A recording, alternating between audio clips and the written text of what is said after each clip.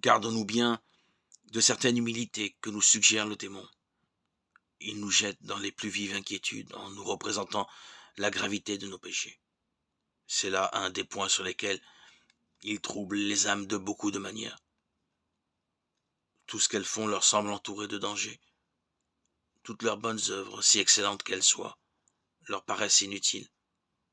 Un tel découragement leur fait tomber les bras. Elles se sentent impuissantes à accomplir aucun bien parce qu'elles s'imaginent que tout ce qui est louable chez les autres est mauvais en elles. L'humilité si grande qu'elle soit n'inquiète pas, ne trouble pas, n'agite pas l'âme. Elle est accompagnée plutôt de paix, de joie et de repos. Sans doute, la vue de sa misère lui montre clairement qu'elle a mérité l'enfer et la jette dans l'affliction. Il lui semble qu'en justice, toutes les créatures doivent la voir en horreur. Elle n'ose pas, pour ainsi dire, demander miséricorde.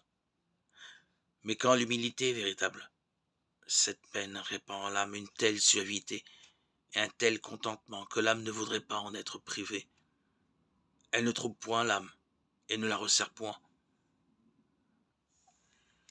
Elle la dilate au contraire et la rend plus apte au service de Dieu. Il n'en est point ainsi de l'autre peine. Elle trouble tout, elle agite tout. Elle bouleverse complètement l'âme, elle est remplie d'amertume.